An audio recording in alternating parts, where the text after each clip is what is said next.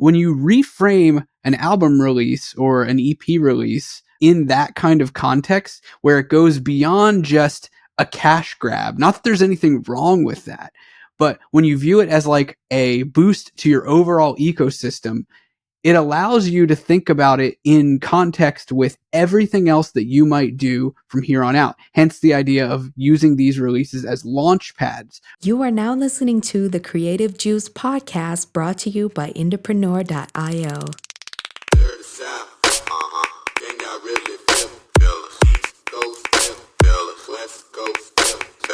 What's up, indies? Welcome back to the Creative Juice podcast. This is episode 332. We're going to be talking about your music releases and how you can use them as launch pads for all the things that you're doing in your music career. I'm your host, Jack McCarthy. With me, as always, is Circa. And I'm really excited today, Cirque, to talk about EP and album launches and what they mean contextually for artists in what really is like a singles releasing market. Yeah, we frequently will talk about an album launch because we assume this audience is primarily those just starting or sort of don't have a huge foothold in their data and marketing data specifically. So we're usually talking about album launches in the context of a kickstart, right? Like you've done the work, you've built content, you've built like audience on social media, built up some streaming. Now you want to kickstart your monetization efforts, like actually selling products to your fans. And an album launch is a great way to do that. So that's normally the context in which we're talking about it. But today, I think we get an opportunity to talk about it as just an event that kind of levels up your whole stack, everything you're doing when it happens. Absolutely, yeah. I think in like this kind of like singles releasing music economy that we exist in right now, artists and bands still look at EP and album launches as an important milestone. They view it as something to celebrate with their fans, ideally something to profit on and make money off of, selling records. A lot of times they coincide with kicking off a touring album cycle. All of that sort of exists. So while we're in this kind of streaming, singles releasing consistency zeitgeist, we're also recognizing that these kind of releases as tentpoles matter. And like you said, Cirque, they matter for profitability and selling, revenue generating activities. But what I want to talk about here today is kind of, I think, a really important fundamental shift in how you think about these sort of milestone releases and how they can take your career and notch it up a few belt notches and why that happens. And this kind of dawned on me a few years ago, actually, like really putting this into practice dawned on me a few years ago. We were working at the agency with a client and a manager friend of ours who was consulting on the project. I actually talked about this recently on another episode. And what he and I talked about was that his big goal for this album launch was, yes, sales, making money, monetization, and profitability. But more importantly, even, was he wanted to use this as an opportunity for kind of bringing her ecosystem up in a number of different ways. And this artist was a very, very large artist. She already had a massive fan base. However, there was a lot of work to do as far as data gathering and bringing those fans deeper. And we talked about this a few episodes back on our data and the music industry and your music career episode. So we'll link to that in the show notes if you didn't catch it. But to go a little bit further on this concept, what we talked about was he wanted to really make this an event for growing her email subscribers, growing her text list, growing her customer base, and growing the lifetime value of her existing customers. And when you reframe an album release or an EP release in that kind of context where it goes beyond just a cash grab, not that there's anything wrong with that, but when you view it as like a boost to your overall ecosystem, it allows you to think about it in context with everything else that you might do from here on out. Hence the idea of using these releases as launch pads, where you want to be aiming to drive up your numbers in all of those areas so that the next time you do something, you've got an even higher place to start from. Yeah, I mean, we've talked about how I think in the last episode or the episode before, we talked about how, you've got these stages of the fan journey, and we facilitate movement, we facilitate action in your music career with offers, right? So it's audiences and offers all the way down. And so we chain together offers to get people from never having heard of you before to being one of your biggest customers. In this case, an album represents a great opportunity for lots of different kinds of offers. And each offer can have like a good reason behind it and a good reason why a fan would want to buy it. When you're releasing an album for the first time, where you have very little customers or maybe no customers at all, the movement we're facilitating is from non-customer to customer. Oh, the only offer you can present really is like an introductory offer to get them to become a customer. But as you go through your career where you already have customers next time you release an album, now you're facilitating two types of movement. Maybe you're facilitating maybe just single, only ever purchase one thing, to let's see if we can ascend them. Ascension meaning let's see if we can get them to purchase something more significant, something more exclusive, something that only like an existing fan would want. So you might think of like your basic like CD or vinyl as an introductory product, as something that someone who has never purchased from you before might want. But you might think of something more like a bundle with some merch bundled in to be something that like maybe people are less likely to buy as their first product from you, more likely to buy as their second. So every album, we have the opportunity to like facilitate movement at multiple levels versus that first album is probably just going to be one level, creating customers for the first time.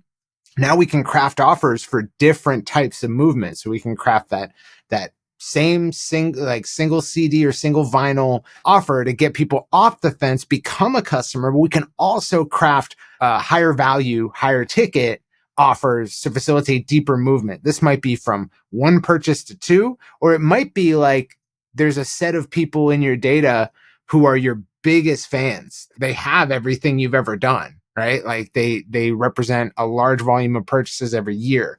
And maybe for them, you want to do something a little special, like limited edition, right? So now you have 3 different offers and types of movement we can facilitate in your sort of fan journey. As you progress through your career, each album launch is going to present more opportunities than the last one. Right, exactly. And I like that you started by talking about offers, Cirque, because really the offer, when it comes to the monetization side and what you can do with customers as far as leveling people up, the offer is really the thing, or the offers are really the things that allow you to facilitate that movement. You've got your single vinyl or CD for the first time customer. You've got your bundles, or the sky's the limit as far as what you can do and what your fans might want. And that's what's really cool about this. You can think about things like, in this example, the artist that we were working with at the agency, when this kind of concept really sort of solidified for me, was a bundle that included like a laminated lanyard and a t-shirt and a limited edition signed version of the record. And that was pretty great. Fans really bit into that. I've seen bands do things like really cool, like coffee table photo books to go with their records. More recently, another agency client of ours at IndieX actually, as opposed to making bundles with different products, what they actually did was they did multi-CD bundles. And the idea was take one for yourself and give some to your friends. Very cool. Yeah. Yeah, it was a really cool thing. And the whole record was kind of based around like helping others and kind of bringing a sense of unity into the world and helping other people and stuff like that. So there was this sense of like charity involved in it, which was kind of cool. And it's social too. It's like, yeah, let me turn on a friend to this thing I love. Yeah. Yeah, exactly. So you can do so much with offers when it comes to the customer side of things. It even goes beyond that when it comes to the offers that you might make. If you broaden the idea of what an offer really is, and this gets into just like the overall shift in thinking when it comes to what you can do with an album or EP launch. But let's say you're trying to just get new people into your world, right? Your offer is probably just something as simple as hearing the music, seeing the videos that you've created. Is that really an offer? By most standards in digital marketing or marketing in general, There's not a transaction involved in that. So like you would say no. I don't know. I would say yes, because an opt-in offer is an offer. Yeah, that's true. That's true. There is some level of transaction there though, They're trading their time. Their time. Yeah. For the purpose of this episode, I was going to say yes, like it is, because what you're able to do then is you build audiences off of those people that are watching your videos, listening, consuming your content. And what can you do with those audiences? You can retarget them later. Going into email list, let's say you've built some content around your release, behind the scenes content, and you want to put that behind an email gate, an opt-in. That is a great offer. And for people that are in your world, maybe they're not customers, maybe they are, maybe they're people that just have kind of been hanging around and haven't done anything with you for a while, or you're resurfacing as an artist. This is a really good way to get people back in and re-engaged, or in and engaged for the very first time. So you're building up an email subscriber list. Great. All of these things are kind of ratcheting you forward. And the big point that I think I want to make here is like the fundamental shift that I think artists need to make when it comes to these kind of launches is it goes beyond just the revenue and just the profit motive of a launch. And it goes into thinking about what can I do for my overall business? What can I do for my business from a growth perspective that will give me assets for the longer term? And that looks like building audiences that you can retarget later. It looks like building lists, email lists, text lists that you can capture and reach out to later. It looks like getting people over the hurdle of becoming a customer for the first time, or buying again for the second or third time. And finally, getting people to buy maybe a little bit more than they have before, getting that LTV number up, having a list of customers that have purchased, over $100 or over $1,000 or more from you is a really valuable thing to have, because then you can look back at that data later for your next release and say, all right, like I can put together something even cooler for these people because I know that I've got a cohort of people that have bought something of higher value from me, so I can expect that that will likely happen again. And this is the kind of shift that I think is really important to make if you want to have a sustainable kind of release cadence over time. Yeah. One thing I'd like to point out is that, like,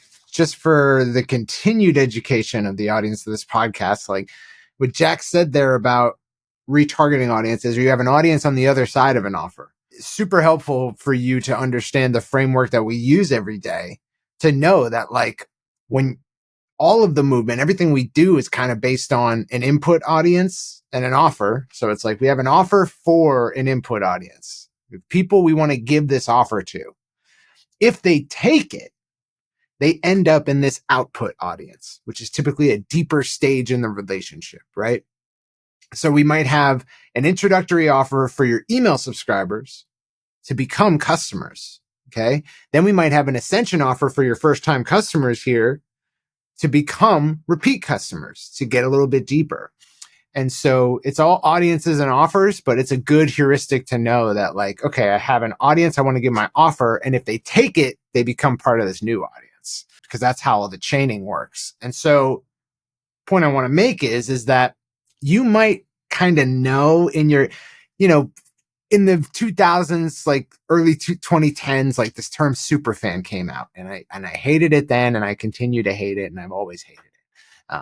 Don't like the superfan concept, but it's one that, like, lots of people use, and you're probably familiar with it listening to this. So we'll just use it for the sake of, like, being fast, right? We'll steal the word. Right. Let's repurpose it. You might know who your super fans are. You might know who your biggest fans are, from an emotional standpoint, right? But when people talk about super fans, they don't mean like the people who are most engaged necessarily. They mean the people who spend the most, right? So someone might spend far more than someone who's way more engaged, but just be less engaged, right? They don't comment on every post. They're not, like, responding to every email you send out, but they have the highest lifetime value. And so you might not know who your super fans are by that definition. You might not know who your highest LTV people are, or you could go find out from your data, but it might not be so clear.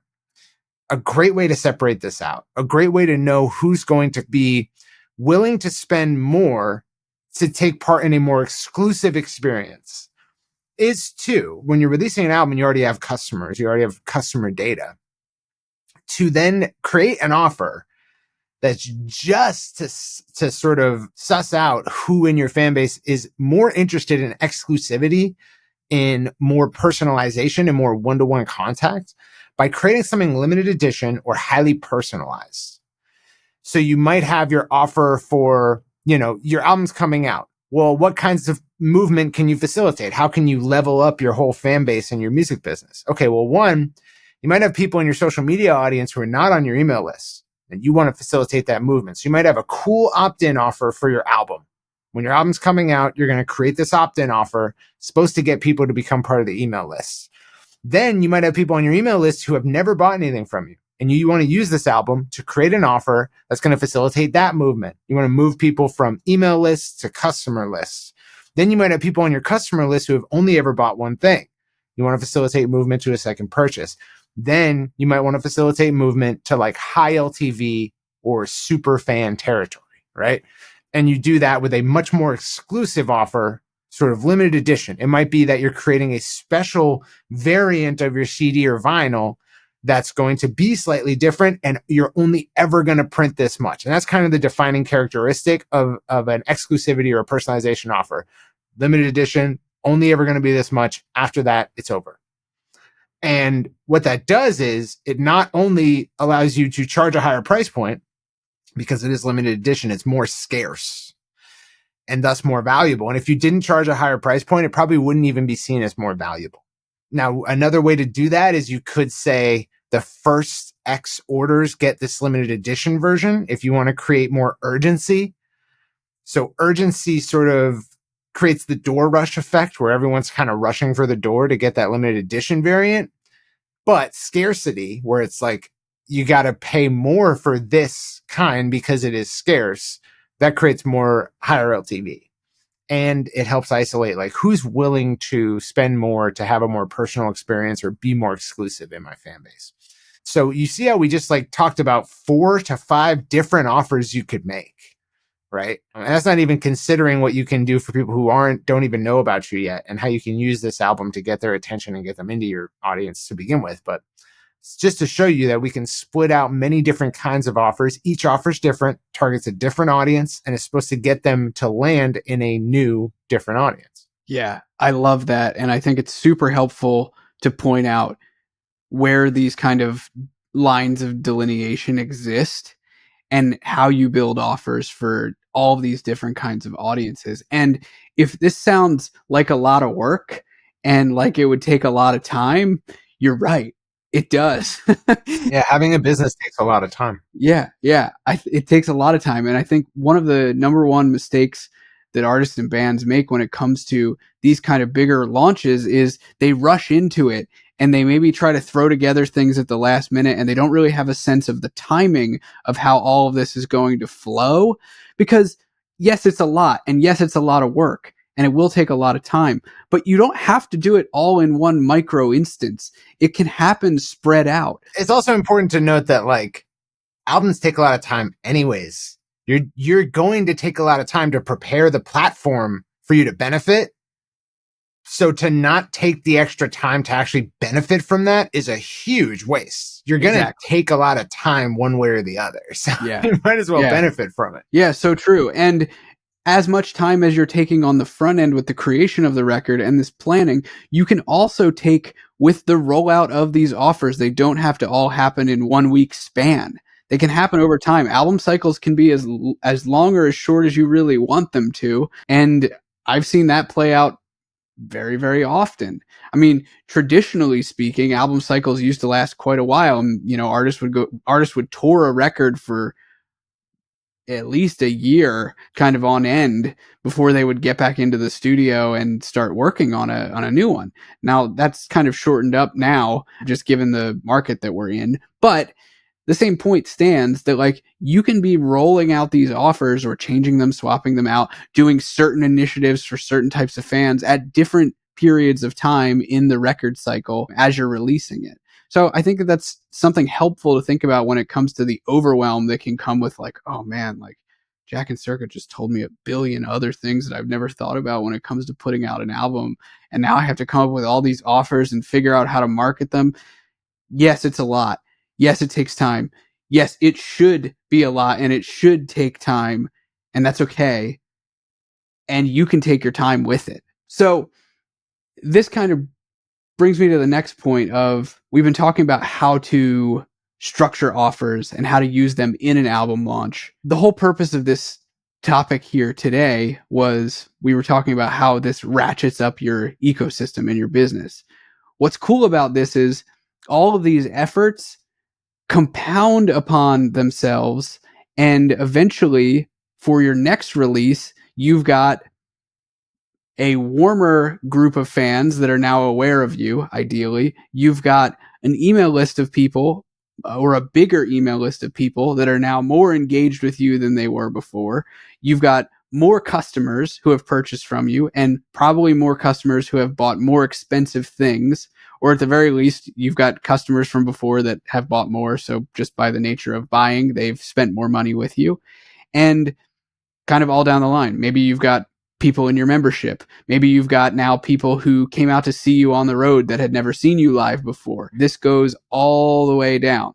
And what's really cool about that is when it comes time for your next release, you can now look at those people, those fans, and plan new things for them based on the movement that they took in your business. And that's really cool. Like that allows you to continue to be creative about the way that you release and the way that you plan out offers for your releases. And it allows you to freshen things up and be always coming up with something new for those fans. And what's especially interesting and kind of neat about it is the fans who weren't customers before, right? Who now are after your, album release 1, come album release 2, they might be primed and ready for an offer that's more than that. Ideally, that's the motive that they're going to be in. That's the headspace that they're going to be in. And that's a whole new subset of people that are going to be interested in something new and cool and creative that you can come up with. And I think that's where artists have a cool kind of unique position to be in, where it's like, okay, you want to be creative? Here's a cool way to be creative in your marketing. Like you've got an evolving group of people that are just deepening their interest in you, and you can create new things for them. I've always felt from the first day that I started getting into marketing, I always felt like that was the coolest thing about it, was like, oh, if my fans are growing with me, then that means I'm always going to be able to cook up new stuff for them. How cool is that? Not a lot of businesses have that. Yeah. It's also like, I don't know, for me, it was the thing that like I thought about, coming up as like a young artist, was like all the things I wanted to do with that fan base, the world I wanted to create. So yeah, it's your opportunity for world creation. Each album is a tentpole event, a really great excuse for movement to happen in your fan base, and a really great excuse behind every offer. It's a good reason. It makes sense, right? It makes sense that I would take this offer over any other one that you're going to offer throughout the year, because it's a major event. And so you want to maximize that opportunity, facilitate as much movement as you can. And just like Jack, said and titled this episode after, is like, make it a sort of launch pad or a jumping off point for a new version of your fan base and your business that you're going to run all year. All that movement gives you new audiences with, you might have more depth to your audience. So people might be in deeper stages now, and you're going to have more width, meaning at each stage, there's going to be more people. And so that means just more revenue, more income for you as an artist, which means more opportunity to create unique experiences, level up your business, hire people if you need, and find new opportunities. So yeah, it's a huge turning of your music business every time you release one, unless you don't maximize it by creating the requisite offers and experiences to get people to become part of a new part of your audience. I love that you mentioned the reason why, and a good reason that people would want to be involved, apart from anything else that you would do throughout a calendar year. How these types of releases are really the number one reason that fans should be involved, because it truly is. It's you and them. It's your thing together. It's different from your Black Friday sale. It's different from what you might do at Christmas time. It's different from your latest merch drop. Yeah. Yeah. It's different. It's unique, and it's you and them. And I think this gets into the tapping into the power of community a little bit too, as you build up an audience of people that are then interacting with each other. As much as you can tap into that in these types of releases as well, there's that crowd psychology that starts to kick in of everybody wanting to be a part of the thing. And that's unique to these types of releases. So the more you can lean into that or keep that in mind in your planning, I think it's really important to do so. Agreed. So I hope you guys dug this, and I hope that it gives you a bit of a reframing of how to think about tentpole releases like EPs or albums, where they fit into your overall marketing strategy as you release singles, and really what you can do with them beyond just making sales. Because obviously you need sales to grow your business, you need revenue coming in. But if you can think a little bit outside of the box and a little bit deeper than just the sale, you can really use these types of releases as launchpads, like we said, to raise up everything going on in your music business and grow it for the next time, and then grow it for the time after that, and create this sort of repeating cycle. And it's really, really powerful and a really great practice to put into play. Go forth, crush. Go forth and crush. We'll see you guys next time on Creative Juice. Peace out, Indies. East Coast, West Coast.